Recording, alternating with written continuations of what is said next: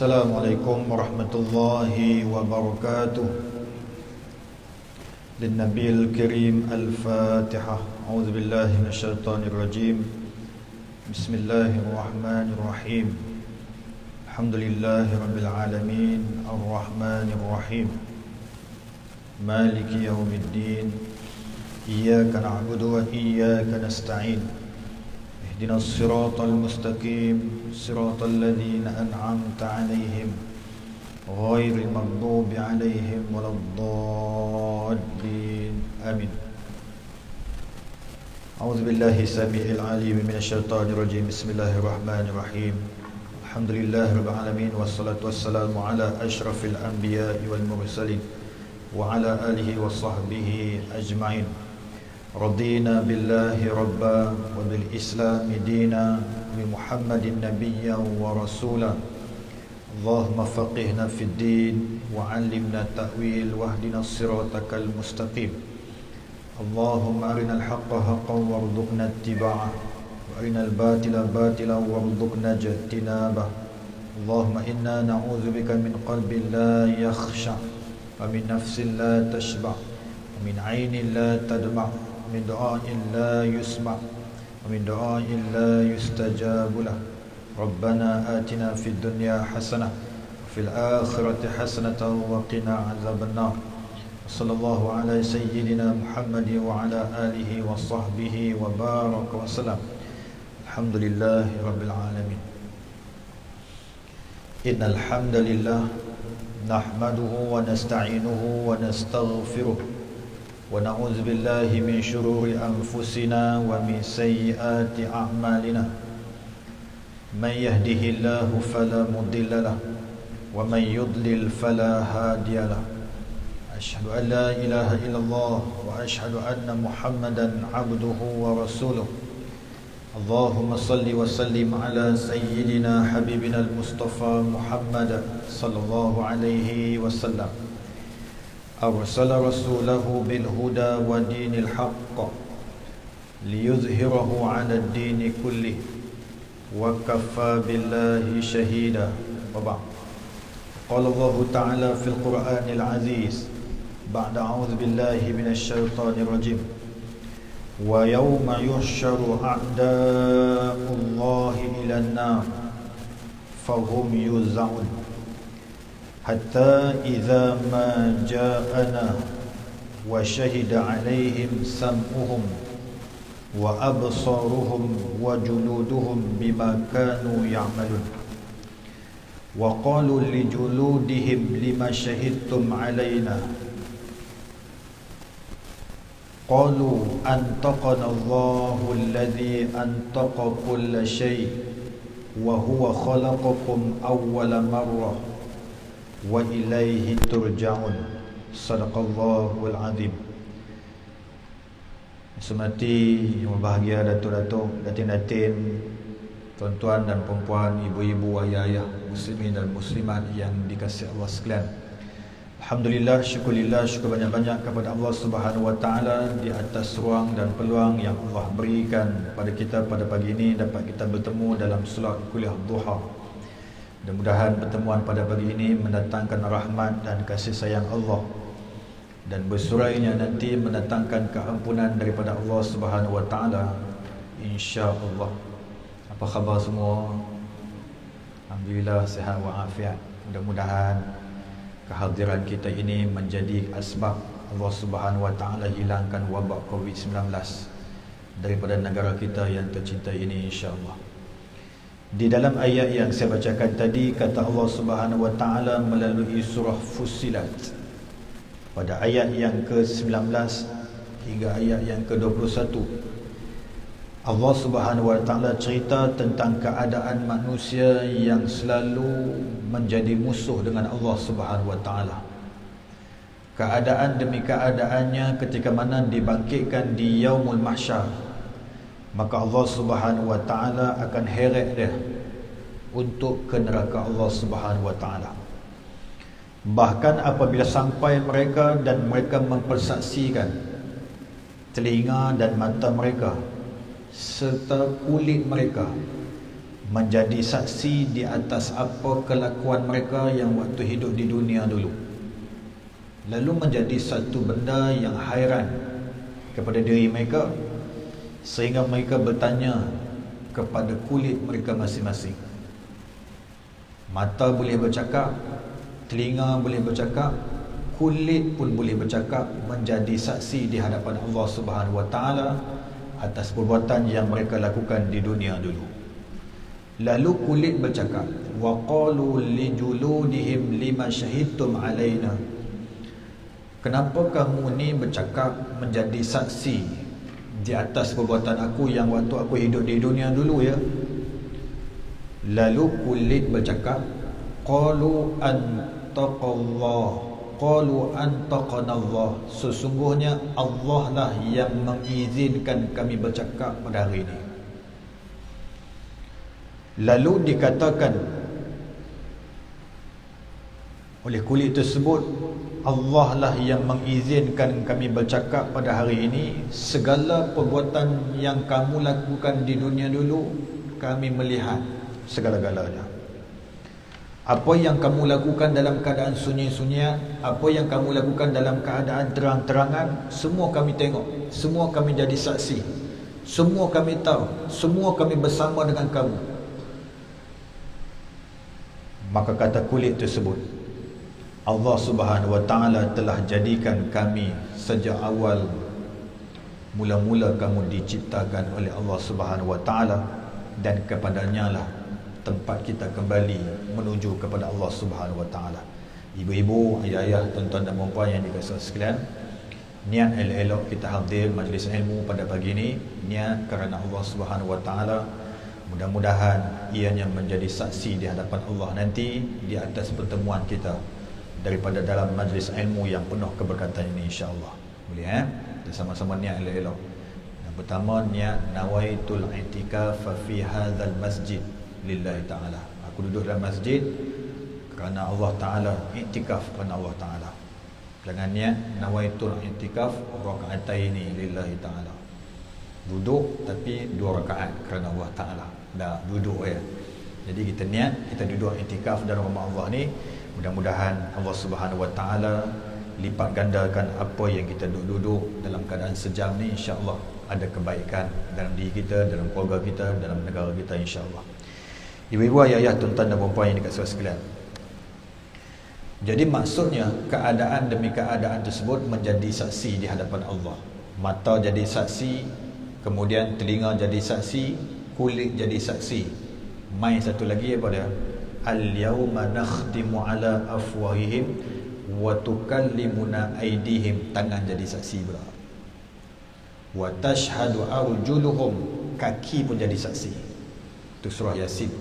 So maksudnya mata jadi saksi, telinga jadi saksi, kulit jadi saksi, tangan jadi saksi, kaki jadi saksi. 5 ciptaan Allah ini yang bersama dengan kita, kelima-lima ni akan bercakap di atas apa yang kita lakukan di dunia dulu untuk menjadi saksi di hadapan Allah SWT di hari Allah mengadili hamba-hambanya. Jadi ibu-ibu, ayah-ayah, tuan-tuan dan puan yang dikasihi sekalian, itu mukadimah pada pagi ini. Mudah-mudahan kita mendapat faedah yang baik, dan mudah-mudahan sama-sama kita mengaplikasikan segala apa yang Allah ciptakan daripada kita ini menjadi asbab Allah SWT merahmati dan memberkati serta meredai kehidupan kita di dunia dan di akhirat kelak, insya-Allah. Kita masuk pengajian kita masih lagi berbicara berkenaan dengan orang mukmin yang bebas daripada ketakutan, fitnah serta azab kubur. Orang mukmin ni dia ada beberapa amalan. Bila sebut atas perkataan mukmin, sudah tentu dia adalah orang yang beramal soleh. Bila sebut orang yang beramal soleh, maka pasti dia mesti orang yang beriman kepada Allah Subhanahu Wa Taala. Sebab Quran cerita, innal ladzina amanu wa amilus solihat lahum jannatun na'im. Sesungguhnya orang yang apa? Orang yang beriman wa amilus solihat, kemudian dia mesti beramal soleh. Dia mesti macam tu.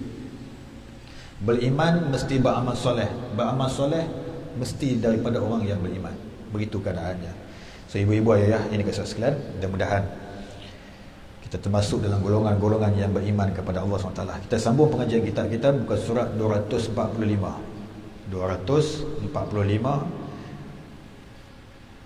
di bawah tu, iaitu hadis ini. Hadis ini dan hadis riwayat Fadalah bin Ubaid ada dua batasan, iaitu orang yang meninggal dunia berada dalam keadaan riba. Sebelum ni kita dah cerita riba tu siapa dia? Orang yang bersengkengkang mata, berada di perbatasan, berada di barisan hadapan, berada di landasan frontliner. Senang sebut macam tu, baru senang faham je. Jadi orang-orang ini akan diberikan pembebasan ketika mana di alam kubur supaya tidak diseksa. Bahkan dia sampai ke syurga Allah Subhanahu Wa Taala mendapat satu track ataupun jalan yang mudah dan mempermudahkan urusan dia sampai di akhirat kelak. Betul kan? Kita dalam dunia ni pun kita ada 3 lane. Kita pergi mana? Plaza Tol. Dia ada. Mula-mula apa? Mula-mula touch and go. Dulu ada kad kad panjang tu kad orang panggil apa? Kad transit Plaza Tol. Sekarang ni dia ada touch and go, dia ada smart tag, dia ada refit. Siapa yang berkelayakan macam tu? Siapa yang ada touch and go, dia kena beratong juga, panjang lah. Siapa yang ada smart tag pun kena beratong juga, tapi sekejap ya. Siapa yang ada refit, RFID tu, maka dia lagi laju perjalanan dia. Macam itulah keadaan. Dan siapa yang ada satu benda lagi, di-escort oleh polis, lagi laju. So keadaan demi keadaan itu kadang-kadang kita fikir, di dunia pun boleh macam tu, apatah lagi di yaumul akhirah. Ada jenis-jenis manusia yang akan dipermudahkan urusan dia untuk sampai ke syurga Allah Subhanahu Wa Taala terus. Jadi keadaan demi keadaan itulah yang disebut sebagai orang-orang yang beriman. Antaranya iaitu riba, iaitu orang yang berada di perbatasan, iaitu di orang yang berada di barisan hadapan. Ibu-ibu, ayah, tuan-tuan dan puan-puan yang dikasihi sekalian, diriwayatkan oleh Uthman bin Affan. Uthman bin Affan ni siapa? Sahabat Nabi yang ke 2-3. Abu Bakar, wa Umar, wa Uthman. Sahabat Nabi yang ketiga. Sahabat Nabi yang ketiga nama dia Uthman bin Affan. Apa jadi dengan Uthman bin Affan? Beliau berkata, aku mendengar Nabi SAW bersabda, siapa berjaga-jaga daripada musuh, yakni riba, satu malam pada jalan Allah, akan diberi pahala yang sepadan dengan puasa dan menegakkan malamnya dengan selama 1000 malam. Maksudnya apa? Sayyidina Uthman bin Affan sendiri yang berkata, dia kata apa? Aku pernah dengar Nabi sebut.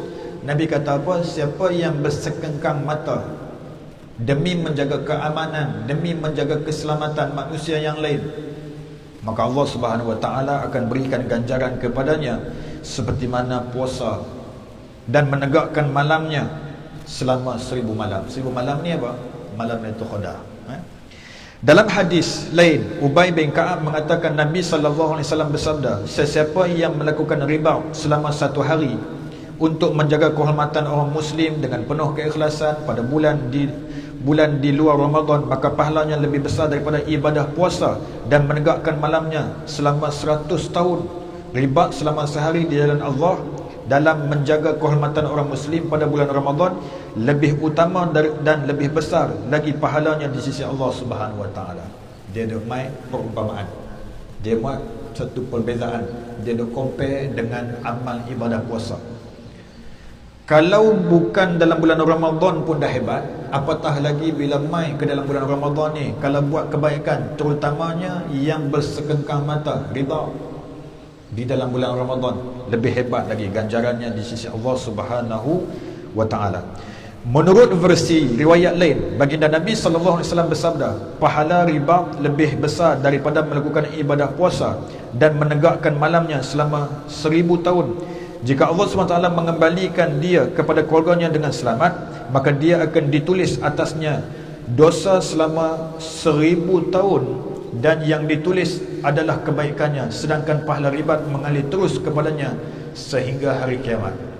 Ya sekalian, Maksudnya apa? Maksudnya keutamaan kepada orang yang berada di perbatasan itu yang sangat dihargai oleh Islam, terutamanya Allah SWT dan Nabi SAW. Dan so kena hargai orang yang berada di barisan hadapan ni. Tambah-tambah Muslim sekarang ni COVID-19 ni lagi teruk kan? Lagi teruk. Kita waktu PKP teruk-teruk hari tu, kita duduk di rumah, kita duduk tengok televisyen pagi, petang, siang, malam. Kita tengok penderitaan demi penderitaan, tangisan demi tangisan yang mengalir air mata di kalangan para frontliner, terutamanya doktor dan nurse. Doktor ni sampai stres, tuan, stres ibu-ibu ayah sekalian. Stres mereka ni baru balik ke rumah terus kena patah balik hospital. Nak abang stres kerja sampai macam tu. Maka kerajaan pun buatlah nak bagi satu rangsangan motivasi, bagi elang lebih sikit kat mereka. Bagi elang lebih pun, bagi banyak mana macam mana pun kepada mereka ni ibu-ibu ayah sekalian, tetap stres juga. Penat. Mak ayah dengan cara mak ayahnya, suami isteri cara suami isterinya, ibu ayah dengan anak-anak punya hubungan, gadai masa, gadai nyawa, kot-kot tengah dah merawat orang yang kena COVID-19 tersebut, kena ke dia sekali. Ini satu benda yang menggadai nyawa demi kemaslahatan ataupun kebajikan ataupun kebaikan kepada rakyat-rakyat Malaysia ni. Hebat. Hebatlah doktor-doktor kita sebab itu mereka ni Allah Subhanahu Wa Taala muliakan kedudukan mereka. Orang yang duduk di dalam arena barisan hadapan ni, dia senantiasa dimuliai oleh Allah Subhanahu Wa Taala. Polis cara polis, askar cara askar, rela cara rela, macam-macam jenis organisasi pasukan-pasukan keselamatan ni yang menjaga kemaslahatan kehidupan kita ni sampai kita ini dalam keadaan selamat. Ibu-ibu ayah yang dikasihi sekalian. Kemudian dikatakan lagi, hadis tersebut menunjukkan bahawa orang yang melakukan riba satu hari sahaja daripada bulan Ramadan akan diberi pahala yang kekal meskipun dia tidak mati dalam keadaan riba. Sampai pencen dia dapat. Dahlah pencen, kemudian meninggal dunia pula. Meninggal dunia pun bukan sebab riba, tetapi ada kesan riba dia waktu dia hidup, waktu dalam keadaan dia bekerja dulu di dalam pasukan keselamatan. Selepas pada itu dia pencen, tiba-tiba dia meninggal dunia dalam keadaan bukan riba, pahala dia tetap berjalan. Jalan ni mengalir sampai ke mana Ustaz? Sampai yaumul akhirah, sampai ke hari kiamat, sampai ke akhirat kelak. Mengalir pahala dia. Allahu akbar. Ni hebat. Hadis ini merupakan daripada Muhammad bin Ismail yang diriwayatkan daripada Ibnu Samurah yang disampaikan oleh Muhammad bin Ya'li As-Salmi daripada Umar bin Sahih daripada Abdul Rahman bin Umar daripada Makhul daripada Ubay bin Ka'ab. Ribat merupakan suatu kewajipan pada jalan Allah, diambil daripada perkataan Rabtul Khail, mengikat tali kuda. Kemudian dipanggil dengan istilah orang yang turut menjaga sempadan negara di antara sempadan negara orang Muslim dengan murabit, baik dengan kenderaan maupun berjalan kaki. Lafaz murabit berasal daripada perkataan riba berdasarkan kata-kata Nabi SAW, iaitu ketika menanti solat, fazalikumur ribat, yang memiliki tasbih persamaan dengan istilah birribatin fi sabilillah, atau berjaga-jaga daripada musuh pada jalan Allah Subhanahu Wa Taala. Oleh yang demikian, lafaz ribat dari segi bahasa seperti penjelasan pertama itu, iaitu orang yang pergi ke salah satu tempat sempadan untuk berjaga-jaga selama waktu tertentu. Orang yang menetap dan berusaha di sana walaupun turut menjaga tidak dianggap murabit, sebagaimana dikatakan oleh para ulama yang diterangkan dalam Al-Jami' Al-Ahkamul Quran surah Ali Imran. Begitu keadaannya. Jadi ibu-ibu ayah, tuan-tuan dan puan-puan yang saya sekalian, lepas ni suruh cucu-cucu masuk askar. Kita buat ya, suruh lah. Kalau mereka minat, suruh lah masuk. Suruh pergi test sendiri dulu. Sebab ganjaran dia hebat. Kami tak mahu askar, kami nak polis, terpulang. Ribat juga. Polis pun sama, dia disebut sebagai Al-Murabit, orang yang menjaga sempadan negara. So boleh lah, boleh buat promosi ataupun bolehlah bagi semangat kat cucu-cucu, suruh jadi riba. Sebab apa? Sebab dia akan berjaya sampai ke akhirat kelak. Kemudian yang kedua, mati syahid. Mati syahid ni amalan-amalan yang hebat. Diriwayatkan oleh Rashid bin Sa'ad daripada beberapa orang sahabat Nabi SAW bahawa seorang lelaki mengajukan pertanyaan kepada baginda Nabi Muhammad SAW. Ada seorang lelaki tanya pada Rasulullah. Apa yang dia tanya? Wahai Rasulullah, bagaimana keadaan fitnah bagi mereka yang mati syahid dalam kuburnya? Rasulullah menjawab, cukup kilatan pedang atas kepala mereka sebagai fitnah. Kilatan pedang tu lalu atas kepala, tak kena ke dia. Maksudnya apa? Tak kena kepada dia, cuma rasa tapi tak kena kepada dasarnya. Demikian juga terdapat satu hadis dalam Sunan Ibnu Majah dan Jami' At-Tirmidzi serta daripada Miqdam bin Maqdi Karb yang menyatakan bahawa Nabi SAW bersabda, orang yang mati syahid di sisi Allah mendapat keenam keistimewaan di dalam Islam. Dia dapat bawa 6 istimewa bagi orang yang mati syahid ni. Apanya? Yang pertamanya iaitu dosanya diampuni ketika pertama kali darahnya menitis. Keluar darah daripada jasadnya itu, habis dosa dia. Satu, kemuliaan. Tapi nak mati syahid pun bukan mudah, ibu-ibu. Mati syahid ni susah. Sebab dia bergantung kepada niat. Gantung kepada niat kita. Ada di kalangan orang yang berjuang sungguh-sungguh, kononnya nak mati syahid, tiba-tiba niatnya lari daripada apa yang sepatutnya dia niat kepada Allah. Maka ketika mana di hari perbicaraan di hadapan Allah, maka dia ini Allah kata apa? Kazzabta, kamu penipu. Bahaya.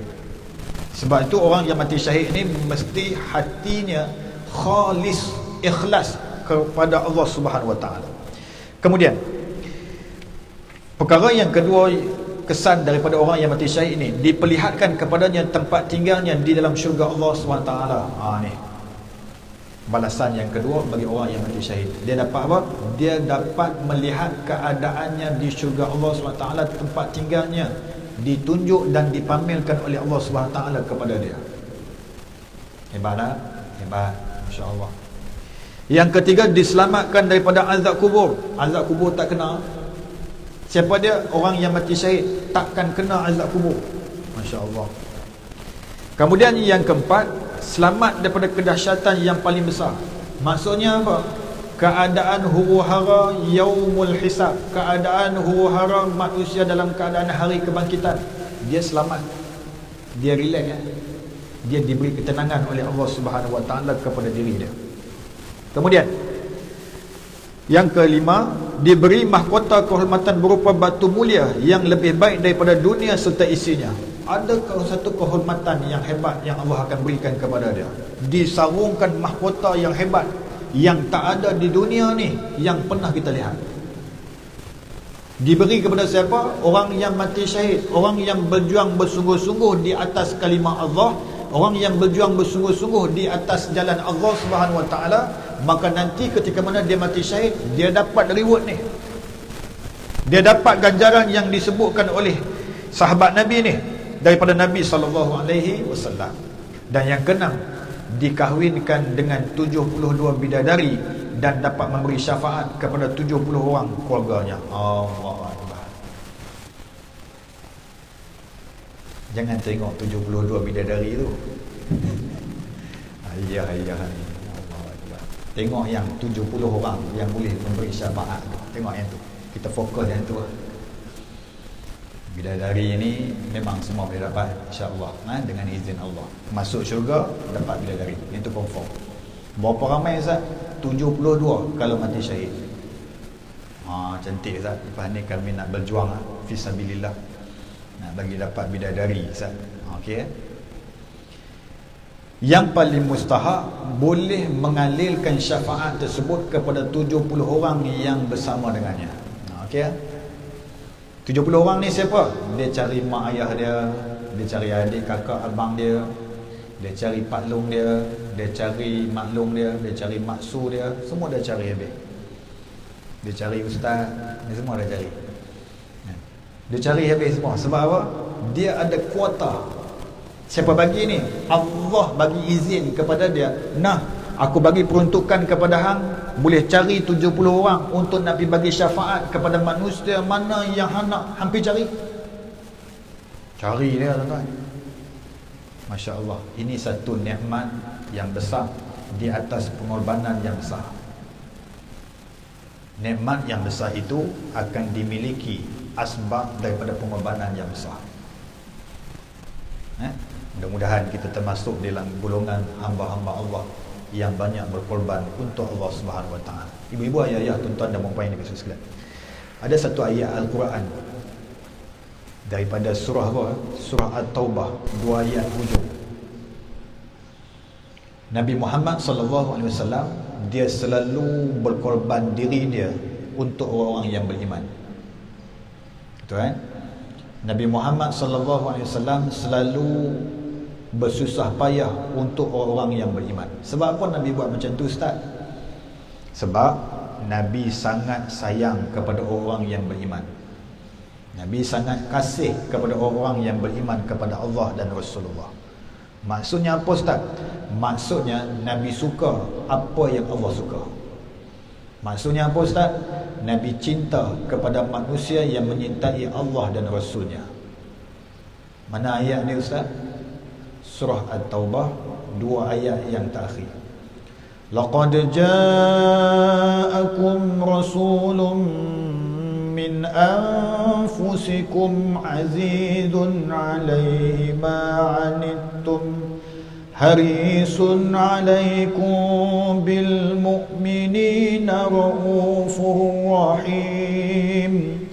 فَإِن تَوَلَّوْا فَقُلْ حَسْبِيَ اللَّهُ لَا إِلَهَ إِلَّا هُوَ عَلَيْهِ تَوَكَّلْتُ وَهُوَ رَبُّ الْعَرْشِ الْعَظِيمِ. Allahu Akbar. Nabi ni macam mana? Telah datang kepada kamu seorang manusia, seorang rasul yang sama macam kamu. Azizun alaihi ma anittum, dia sangat bersusah payah, sangat mendukacitakan terhadap orang-orang yang beriman kepada Allah Subhanahu Wa Taala di atas sesuatu penderitaan.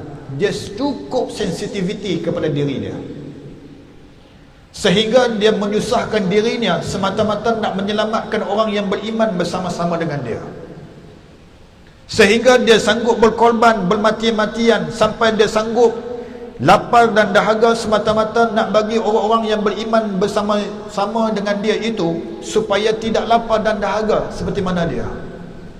Korban. Cuba tengok satu peperangan Khandaq. Perang Khandaq ni perang parit. Gali parit.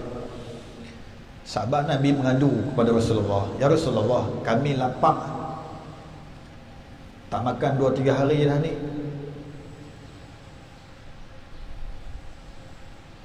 Bila mengadu pada Rasulullah sallallahu alaihi wasallam, mengadu lapar dan kebuluran disebabkan lama dah tak makan, sahabat-sahabat Nabi disuruh untuk ikat perut dia dengan batu.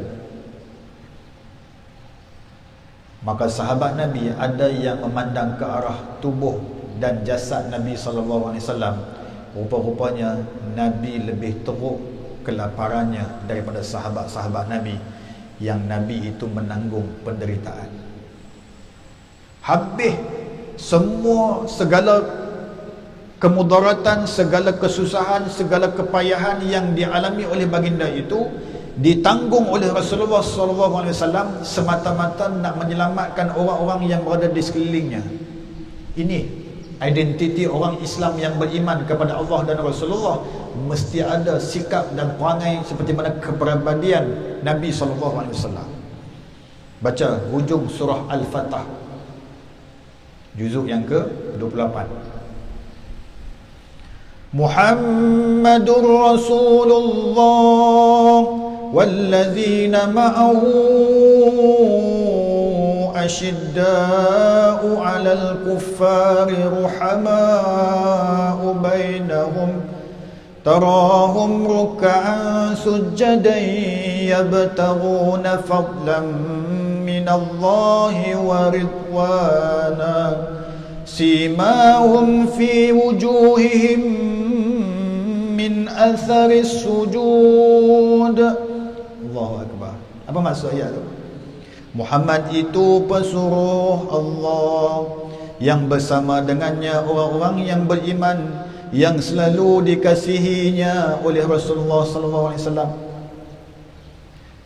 Sangat sayang dan kasihnya kepada orang yang beriman, dan sangat tegasnya kepada orang-orang kufar. Masya-Allah. Ini identiti Nabi sallallahu alaihi wasallam yang sepatutnya diterapkan di dalam kehidupan kita seharian. Ibu ayah, tuan-tuan dan puan yang dikasihi sekalian, maksudnya kena jadi kita ni manusia yang selamatkan diri kita dan menjadikan manusia yang bersusah payah untuk Allah dan Rasulullah sallallahu alaihi wasallam. Rajin-rajinlah selawat pada Rasulullah, amallah sunnah-sunnah yang banyak di dalam kehidupan kita. Rajin-rajinlah memuji dan memuja Allah Subhanahu wa taala dalam kehidupan kita, melambangkan syukur kita dari sudut lisan dan ucapan kita kepada Allah Subhanahu wa taala. Ibu-ibu, ayah-ayah, tuan-tuan dan puan yang dikasihi sekalian, hadis tersebut diriwayatkan melalui lafaz At-Tirmizi. Beliau mengatakan bahawa hadis tersebut hasan, sahih, lagi gharib. Sedangkan dalam riwayat Ibnu Majah dinyatakan diberi perhiasan iman sebagai ganti ungkapan diberi mahkota kehormatan. Penulis mengatakan dan juga terdapat dalam kumpulan Naskhah At-Tirmizi dan Ibnu Majah yang menyatakan 6 keistimewaan, padahal dalam matan kandungan hadis sebenarnya ada 7, bahkan ada 8 jika ditambah dengan kata-kata Ibnu Majah diberi perhiasan iman. Abu Bakar Ahmad bin Salman An-Najad menyatakan ada 8 yang dirujuk kepada Miqdam bin Maqdi Al-Karba. Dia mengatakan bahawa Rasulullah sallallahu alaihi wasallam bersabda, orang yang syahid di sisi Allah mendapat 8 keistimewaan. 8 pula. Ada yang kata 6, ada yang kata 7, ada yang kata 8. Semua tu boleh pakai semua. Jangan gaduh ya. Jumpa 3 orang, apa kelebihan mati syahid? Dia kata ada 6. Mana sandaran hang? Ada sandaran. Jumpa orang, dia kata 7. Mana sandaran hang? Yang hang sebut tadi aku sebut, cuma aku ada tambah 1 lagi. Jumpa kawan seorang lagi, ada berapa? Ada 8. Yang hang sebut tadi semua tu ada dalam ingatan aku, cuma nak bagi tahu ada 1 lagi. Cerita dah macam tu. So boleh pakai semua lah, jangan bergaduh. Ibu-ibu, ayah-ayah, tuan-tuan dan puan yang dikasihi sekalian. Kemudian amalan yang ketiga yang boleh membebaskan manusia di alam kubur, terutamanya orang yang beriman, daripada seksaan di alam kubur, daripada seksaan di alam mahsyar, iaitu bacaan Al-Quran. Ini yang penting sekali ni. Al-Quran ni, Quran kata apa? Unzila fihil Qur'anu hudan linnas wa bayyinatin minal huda wal furqan. Quran itu diturunkan kepada manusia untuk membezakan perkara hak dan batil, supaya manusia itu mendapat petunjuk daripada Allah Subhanahu wa taala. Masya-Allah. Quran. Ibnu Abbas radhiyallahu anhuma berkata, seorang sahabat Rasulullah sallallahu alaihi wasallam mendirikan khemah di atas sebuah kubur, kerana sebelum itu dia tidak tahu bahawa tempat itu adalah kubur. Pada waktu itu dia mendengar dari dalam kubur itu seseorang membaca surah Al-Mulk hingga khatam surah Al-Mulk tersebut. Lalu dia mengadukan perkara itu kepada Nabi sallallahu alaihi wasallam, "Wahai Rasulullah, aku mendirikan sebuah khemah di atas sebuah kubur.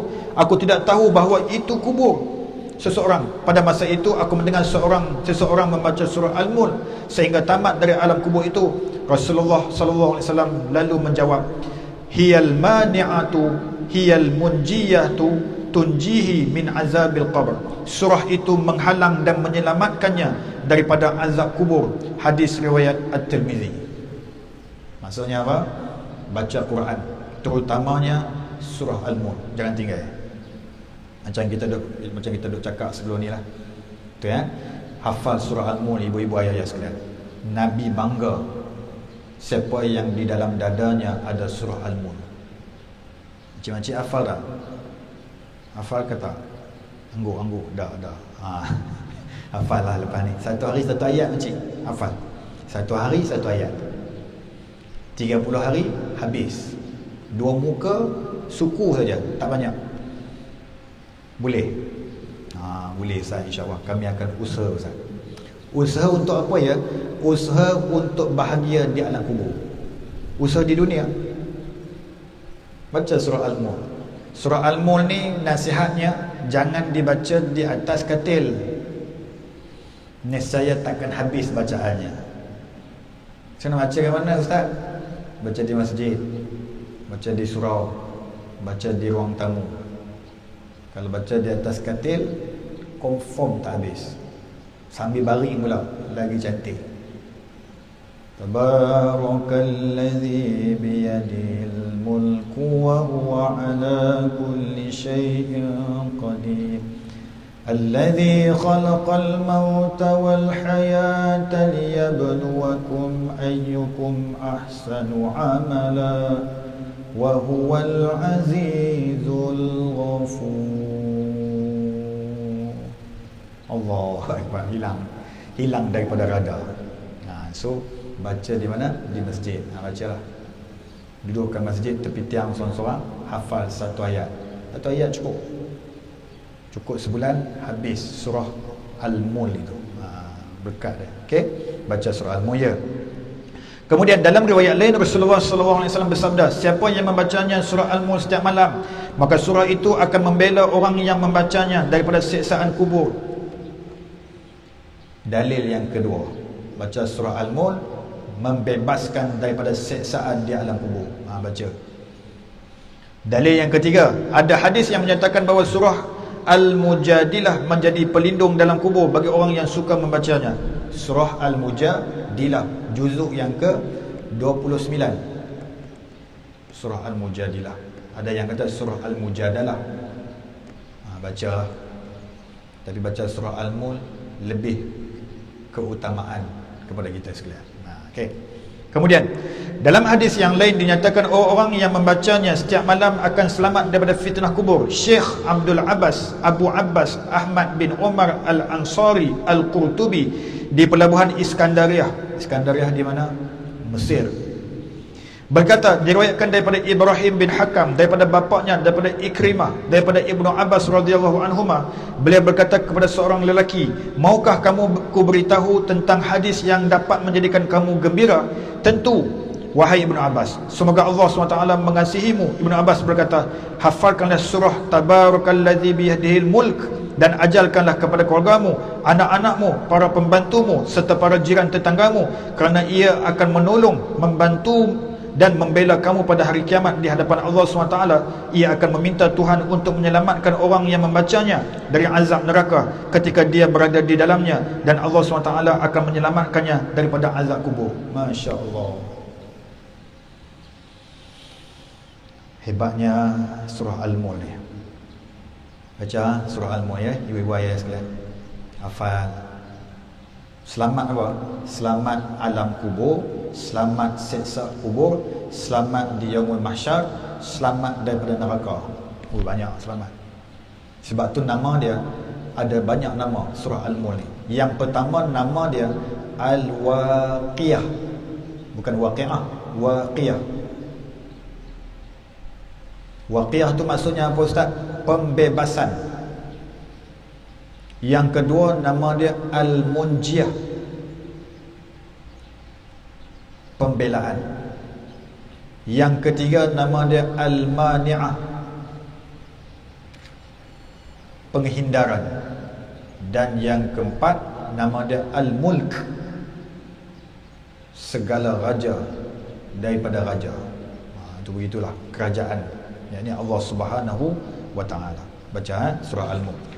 Ibu ayah yang dikasihi Allah sekalian, Rasulullah SAW bersabda, aku gembira jika ia ada dalam setiap hati umatku. Allahu Akbar. Nak bagi Nabi gembira, hafal surah Al-Mulk. Kalau baca saja, lepas untuk diri kita saja. Tapi kalau hafal sekali, Nabi gembira kepada kita. Tapi ingat, dalam surah Al-Mulk dia ada hukum tajwid yang mesti dilaksanakan. Paling ketara apa? Ayat dia bunyi macam ni. Awalam yarau ila at-tayri fawqahum saffatin wa yaqbid. Dia mesti bunyi tu. Jangan wa yaqbid. Tak bunyi nun tu. Salah makcik. Salah makcik. Dia mesti bunyi nun tu. Hukum dia nama apa ustaz kat situ? Nama dia raum hukum dia. Nama apa? Raum. R-A-U-M. Raum. Awalam yarau ila at-tayri fawqahum saffatin wa yaqbid. Bid. Bagi bunyi nun tu. Yang tak bunyi, yang buat de je. Wa yaqbid. Buat de. Tak bunyi apa. Salah bacaan kita. So ibu-ibu talaqilah ustaz-ustaz mana-mana, insya-Allah ambil bacaan yang benar daripada surah Al-Mulk untuk kita nak amal setiap malam. Ya, begitulah. Jangan hafal seorang-seorang tanpa ada guru yang menyemak bacaan kita tersebut. Habis itu ustaz nak baca ke ustaz boleh nanti bagi tahu saya, ustaz saya nak baca ke ustaz, saya nak talaqi dengan ustaz surah Al-Mulk, tapi setelah saya hafal. Okey lah. Kalau main nak baca Quran, nak tunjuk saya bagi hafal dulu, betul baca kat saya, nanti saya tasahihkan bacaan tersebut, insya-Allah. Boleh ibu-ibu ayah-ayah yang dikasihi Allah sekalian. Kemudian ahli hadis Abu Abdullah bin Ibrahim Al-Ansari Al-Samarsani menyampaikan kepada kami daripada gurunya yang mulia Abu Muhammad Yunus daripada Abu Waqt. Beliau berkata, orang yang membaca qul huwallahu ahad ketika nazak, sakit ketika mana menghadapi kematian, akan terhindar daripada azab kubur. Itu satu benda lagi. Qul huwallahu ahad. Waktu nazak dia pergi sulam baca qul huwallahu ahad sampai habis. Kan qul huwallahu ahad tu saja. Qul huwallahu ahad, qul huwallahu ahad, qul huwallahu ahad. Tu kira-kira dia cerita qul huwallahu ahad. Ada satu kisah. Bilal ibn Rabah ketika mana disiksa supaya menukarkan akidah dan agamanya, Bilal kata ahad, ahad, ahad. Itu hebat Bilal bin Rabah. Ahad tu maksudnya apa? Allah yang Maha Esa. Allah yang Maha Esa. Allah yang Maha Esa. Tu bagus tu. Tapi kalau ibu-ibu, pakcik-pakcik, ibu-ibu suruh, abang masjid lah bang, pergi masjid subuh abang, pergi sembahyang subuh jemaah masjid. Pakcik-pakcik pun cerdik. Dia kata apa? Ahad, ahad, ahad. Itu something wrong tu. Maksudnya ayah-ayah jangan mengelak daripada nak merapatkan hubungan dengan Allah SWT. Pergi lah. Dia kata ahad, ahad. Sebab hari ahad subuh cuti, tak nak pergi masjid. Itu sudah disebut ahad, ahad, ahad. Ada satu kisah juga di Mesir. Wartawan tanya kepada rakyat Mesir. Dia buat secara random, tanya, kamu nama apa? Nama saya Yusuf. Arab Mesir dia tak panggil Yusuf, dia panggil Yusuf. Itu satu slang Arab Mesir. Kamu nama apa? Ismakih, dia tanya. Ismakih ba'ah. Hang nama apa? Dia jawab, Ismi Yusuf. Oh, Yusuf. Yusuf, pengacara tu pun kata Yusuf itu nama daripada Al-Quran. Ya.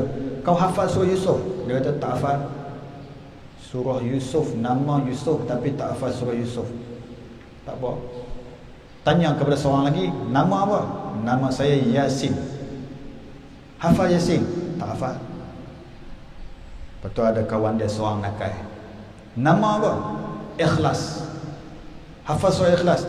Ana hafiz tu, aku hafal. Baca surah Ikhlas. Qul huwallahu ahad, Allahu samad, lam yalid wa lam yulad wa lam yakul lahu kufuwan ahad. Terus dia dapat hadiah tersebut. Itu hebat. Itu nakal Arab Mesir ni.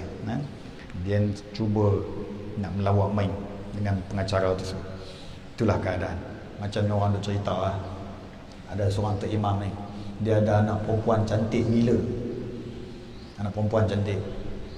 Dia kata, anak aku ni aku akan lepas kepada orang yang hafaz Quran saja. Tak hafaz Quran aku tak bagi. Mai seorang ni nama dia Yasin. Macam Yasin, hafal surah Yasin? Tak hafal. Surah apa yang kamu hafal? Tak ada. Gagal. Mai seorang lagi nama dia Fatah. Kau nama apa? Nama Fatah. Hafal surah Fatah? Tak hafal. Mai seorang lagi dia kata aku nak test. Nama aku Ikhlas. Ini cerita Ikhlas, surah Al-Ikhlas. Hafal surah Al-Ikhlas? Hafal. Baca surah Al-Ikhlas, dia baca sampai habis, maka dia dapat kahwin dengan anak Tok Imam tu. Tu cerita je lah, tak ada kena-mengena pun.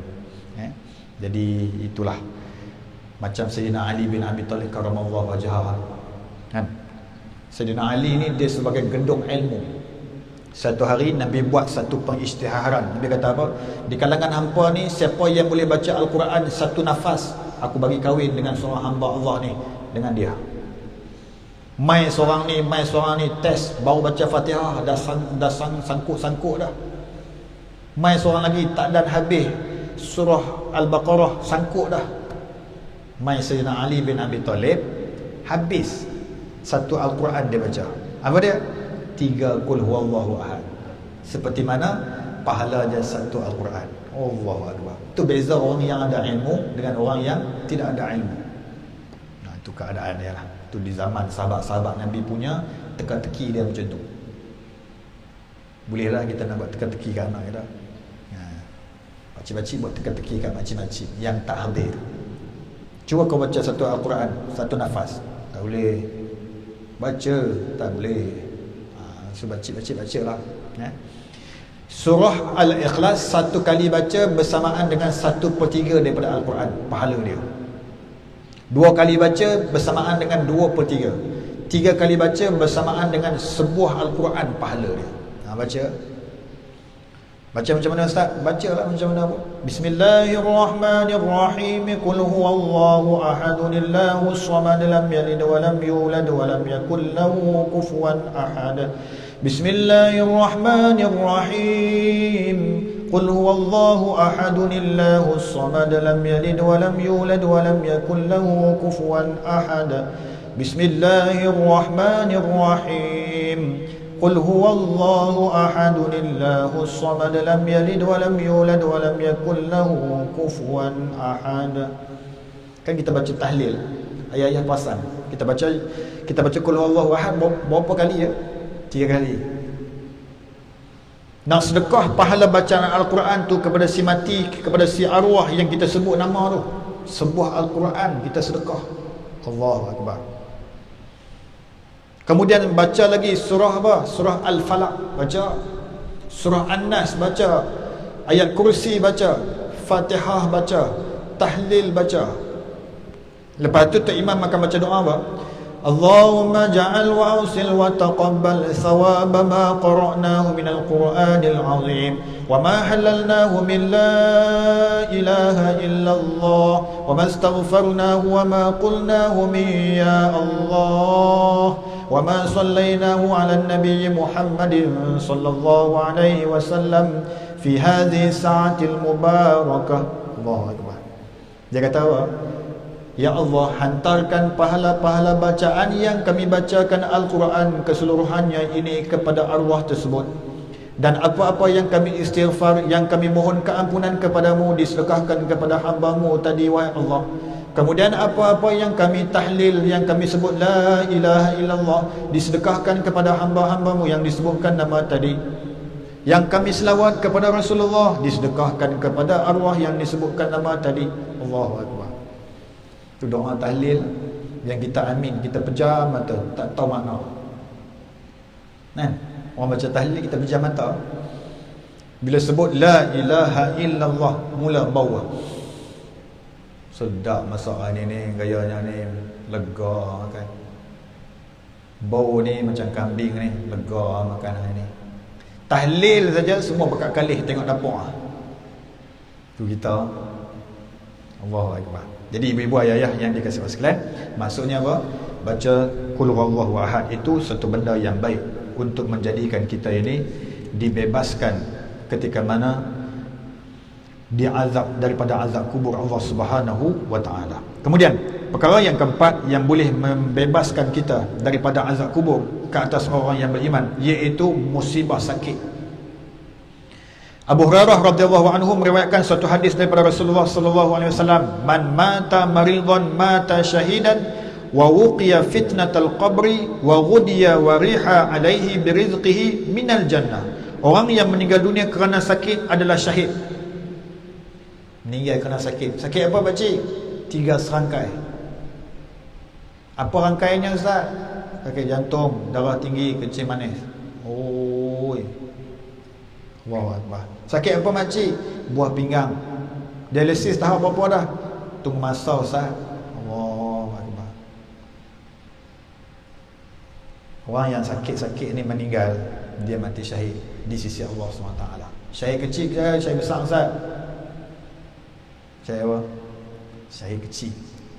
Ada yang kata syahid besar pun boleh pakai lah. Yang pentingnya syahid, tapi bukan syahid fisabilillah. Tak sama macam murabit, orang yang meninggal di jalan, di perbatasan, di jalan landasan Allah SWT.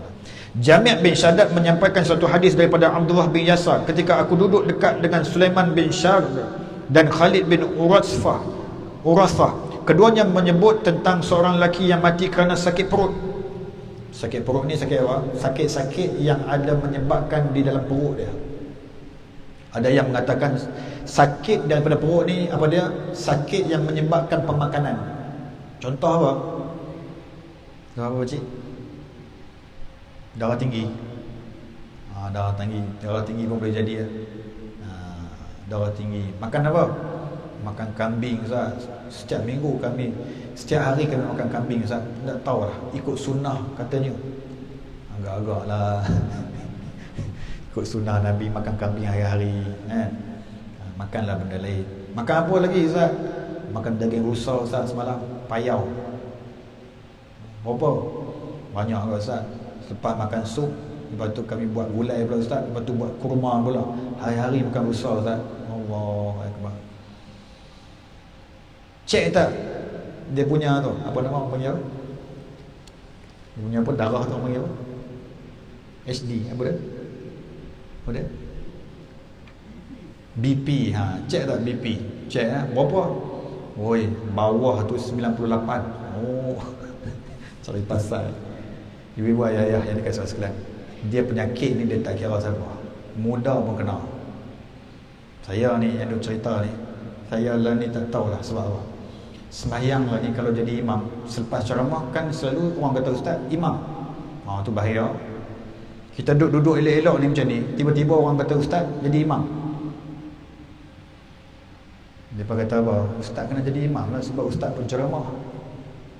Nak tolak, kesian pula sebab itu hajat manusia. Jadi imam. Bila kita jadi tu imam, saya sekarang ni sejak 2 bulan ni, bila jadi tu imam, kerja nak tumbang. Tak tahu siapa. Bila bangun daripada sujud, berdiri, dia jadi kaki tu macam nak tumbang. Kalau ke depan sikit lagi, confirm jatuh. Kata, ish. Balik cerita ke orang rumah kata apa? Sudahlah bang, tak payah duduk kuliah sangat lah. Itu orang perempuan. Yang tu jam. Sudahlah bang, kalau kuliah sampai 4 kali sehari tu tak payahlah. Ambil 2 cukup lah, pagi dengan malam cukup lah bang. Dia hantar mesej, dia kata abang rehat-rehat lah. Kita jawab balik, rehat itu waktu mati akan rehat selama-lamanya. Dia kata nak mati ke? Dah. Itu bahaya.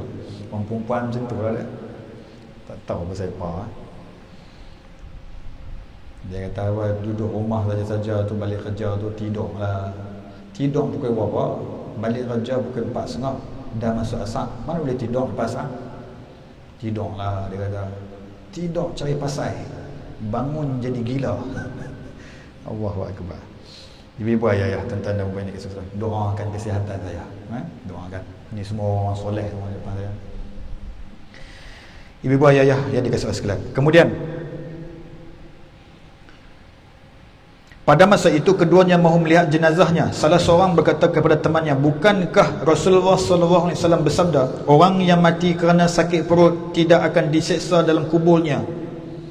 Ini hadis mana? Hadis riwayat An-Nasa'i. Maksudnya orang yang mati sebabkan dengan sakit perut. Di dalam hadis Nabi pernah sebut, orang yang mati syahid itu ialah mabtun, mubawwitun. Mubawwitun tu apa? Sakit daripada perut. Sakit pada perut ni sebab apa?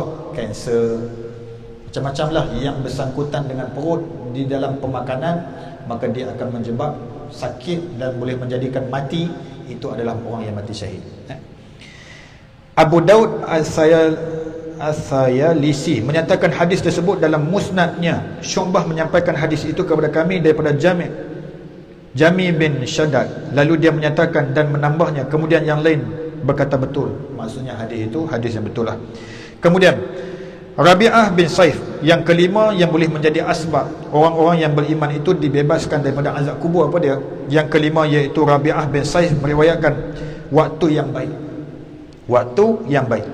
Meriwayatkan satu hadis daripada Abdullah bin Umar. Dia mengatakan bahawa Nabi SAW bersabda, ma min muslimin yamutu yaumal jum'ah aw lailatal jumu'ati illa waqahu Allahu fitnatal qabri.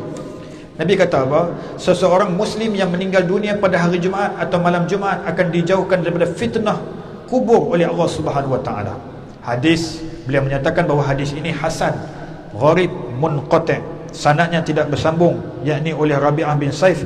Dia hanya meriwayatkan daripada Abu Salman Al-Habli daripada Abdullah bin Umar, dan kami tidak tahu bahawa Rabi'ah bin Saif mendengar hadis tersebut daripada Abdullah bin Umar. Hadis ini hasan. Hasan ni maksudnya apa Ustaz? Hadis yang baik, boleh pakai. So mati malam Jumaat, kita kira hari macam mana ibu-ibu ayah sekalian? Dia kira hari ini masuk maghrib tu hari Lailah dalam Islam. So malam Jumaat yang kita duk kata tu apa? Khamis maghrib tu. Maghrib, Khamis. Malam tu kita buat tahlil, malam tu kita baca Yasin. Yang tu malam Jumaat. Start daripada maghrib itu sampailah kepada asar, itu Jumaat. Bila masuk maghrib dah jadi hari lain dah. Bagi siapa-siapa yang meninggal dunia dalam waktu ataupun fatrah ni, dalam keadaan waktu yang sempurna ni, segerakan kematian dia. Jangan tangguh-tangguh. Jangan duk tunggu anak daripada UK balik, tak payah. Rugi pada si mati, kesian dia. Dah Ustaz, kena tunggu Ustaz, anak dia daripada Sabah nak balik. Okey, kita tunggu. Anak dia seorang ni je Ustaz, tunggu nak balik ni. Tolong Ustaz, tolong. Anak-anak dia yang lain ada kat rumah ni, cuma nak tunggu seorang ni. Dia sebab dia ni anak bongsu Ustaz. Tolong Ustaz, tunggu. Boleh ke Ustaz? Boleh. Tunggu selepas Jumaat, tak sampai lagi. Rugi dah solat Jumaat, tidak disolat jenazah bersama-sama dengan orang yang hadir solat Jumaat. Dah rugi dah satu. Lepas tu Ustaz, telefon ni, Ustaz dah telefon. Mana ni tak sampai ya? Sabar Ustaz, dia baru keluar daripada airport. Sekarang ni ada dekat KLIA. Okey, masuk asar. Telefon Ustaz, kat mana tak? Dia kata Ustaz ada kat Batu Tiga lah. Batu Tiga, bukan Batu Dua, Batu Tiga Shah Alam. Okey, tengah duk jam ni Ustaz. Tak apa, tunggu. Tunggu punya tunggu ni sampai masuk maghrib. Waktu tu dah tak jadi status kematian dia, mati hari Jumaat.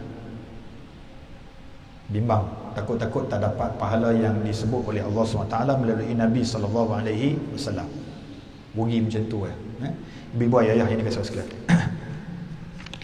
Kemudian menurut pandanganku dalam Nawadhir al-Usul, Abdullah At-Tirmizi meriwayatkan hadis tersebut dengan sanad yang bersambung dengan Rabi'ah bin Saif al-Iskandari daripada Iyad bin Uqbah al-Fihri daripada Abdullah bin Umar. Dia berkata, aku mendengar Nabi SAW bersabda, siapa yang meninggal dunia pada hari Jumaat atau malam Jumaat akan diselamatkan daripada fitnah kubur.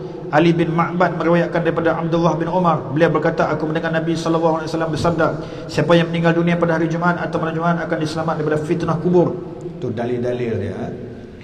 Dalam riwayat daripada Abu Nu'aim Al-Hafiz, daripada Muhammad bin Munkadir, daripada Jabir radhiyallahu anhu, beliau mengatakan bahawa Rasulullah sallallahu alaihi wasallam bersabda, siapa yang mati pada malam Jumaat atau hari Jumaat akan selamat daripada siksa kubur, dan pada hari kiamat dia akan datang dengan tanda syuhada pada mukanya. Allahu akbar.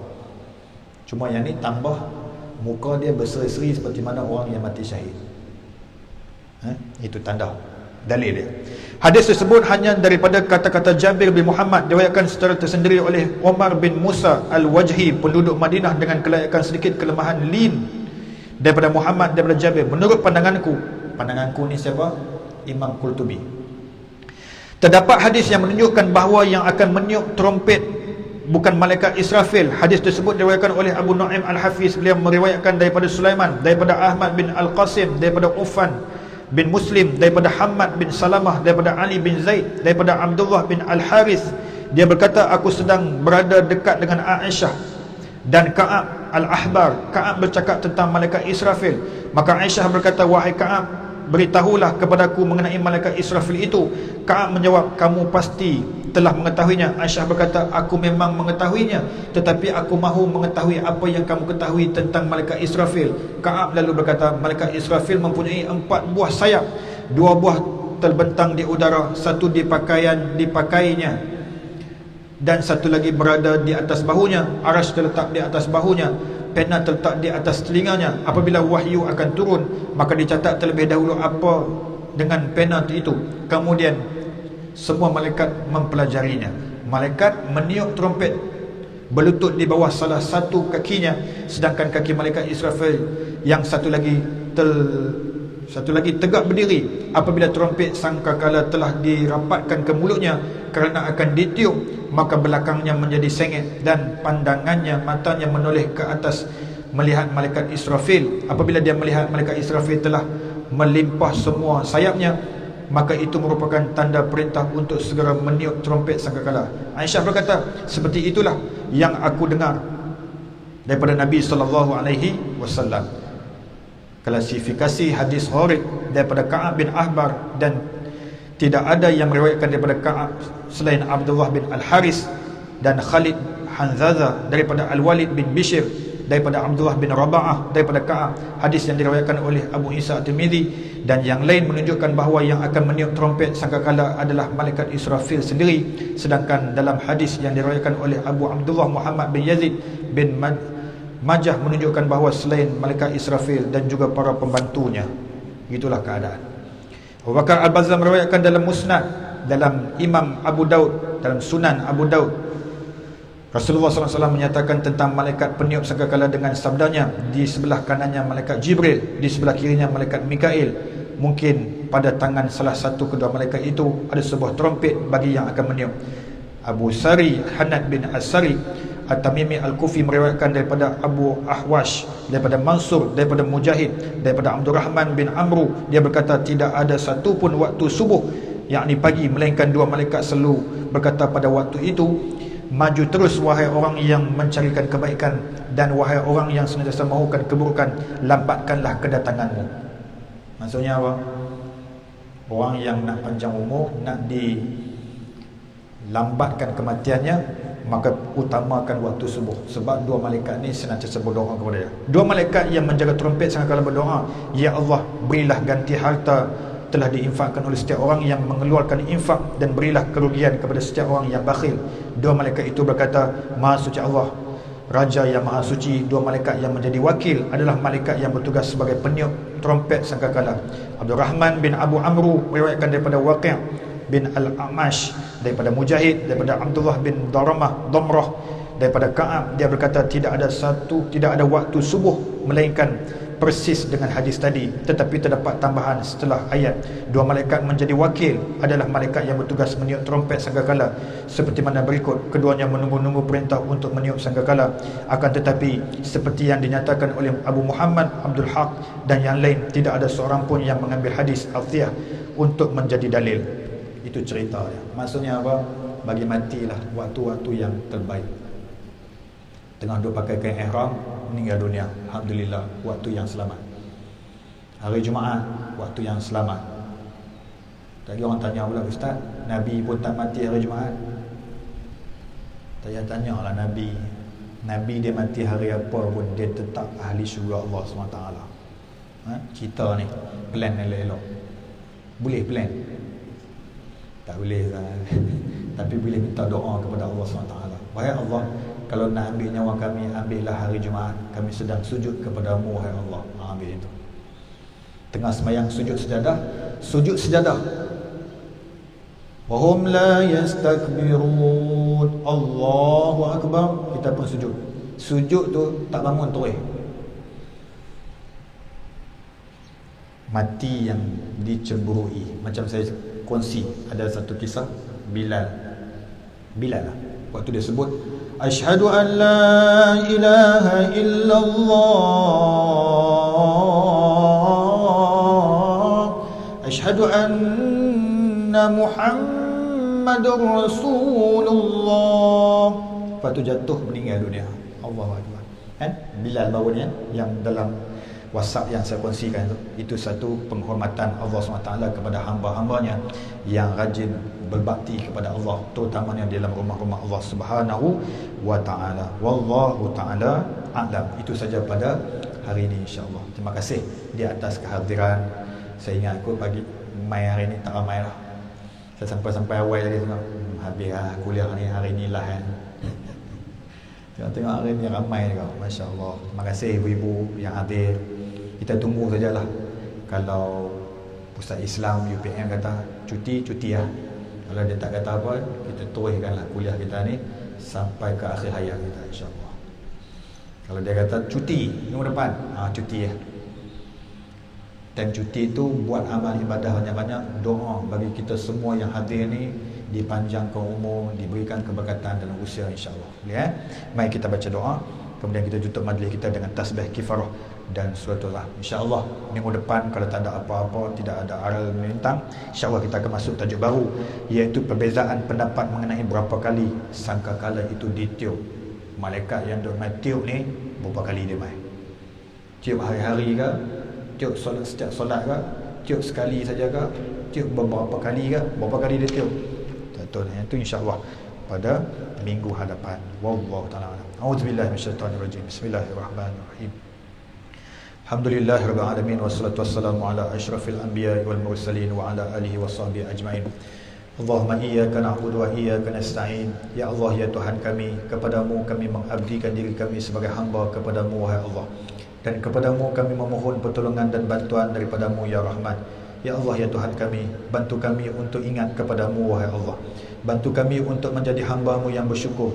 Bantu kami untuk menjadi hamba-Mu yang hanya beribadah semata-mata kerana-Mu wahai Allah. Ya Allah, ya Tuhan kami, majlis ilmu yang diadakan di Masjid UPM ini pada hari ini wahai Allah, mudah-mudahan menjadi asbab dihilangkan wabak COVID-19 daripada negara kami yang tercinta ini wahai Allah.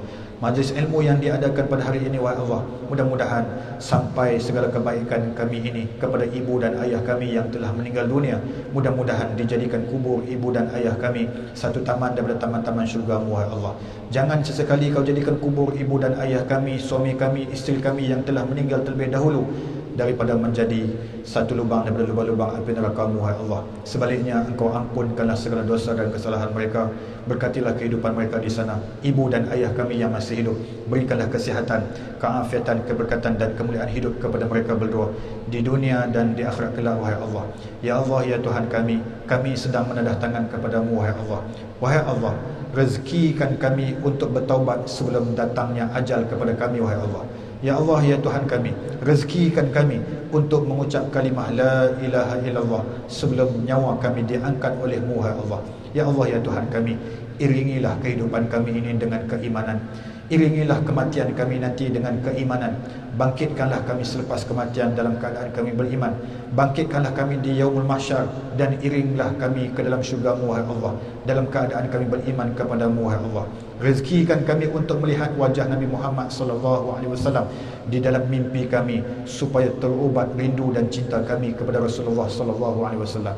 Ya Allah, ya Tuhan kami, kukuhkanlah ukhuwah sesama kami, jauhkanlah berpecah belah sesama kami, wahai Allah.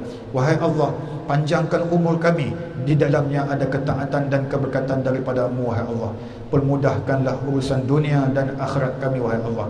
Ya Allah, ya Tuhan kami, berkatilah kehidupan kami di dunia dan di akhirat kelak, wahai Allah. Ya Allah, ya Tuhan kami, selamatkan kami pada setiap waktu dan ketika, tidak kira di mana jua kami berada. Itu juga kami pohonkan, ya Allah, selamatkanlah negara kami yang tercinta ini, wahai Allah, dari segala ancaman dan mara bahaya, dari segala kekacauan dan huru-hara, agar kami dapat hidup dalam aman dan sejahtera. Ya Allah, ya Tuhan kami, jadikanlah anak-anak kami anak-anak yang soleh dan soleha. Jadikan kami dan pasangan kami pasangan yang soleh dan soleha. Allahumma rabbana atina fid dunya hasanah wa fil akhirati hasanah wa qina azabannar. Sallallahu ala sayyidina Muhammad wa ala alihi wa sahbihi wa barak wa salam. Walhamdulillahi rabbil alamin. Saya minta maaf banyak-banyak ibu-ibu ayah sekalian. Apa yang baik itu datang daripada Allah SWT. Tutup majlis kita dengan tasbih kifarah dan suratul Asr. Subhanakallahumma bihamdik, asyhadu an la ilaha illa anta, astaghfiruka wa atubu ilaik. Bismillahirrahmanirrahim. Wal 'asri innal insana lafi khusr illa allazina amanu wa 'amilus solihat wa tawassaw bil haqqi wa tawassaw bis sabr. Terima kasih siapa dia yang bagi pinjam kitab ni kat saya. Hari ni saya tak bawa kitab. Tok guru kalau tak bawa kitab tak apa kan. So terima kasihlah kepada yang bagi pinjam kitab ni. Mudah-mudahan Allah berkati kehidupannya di dunia dan di akhirat insya-Allah. Assalamualaikum warahmatullahi wabarakatuh.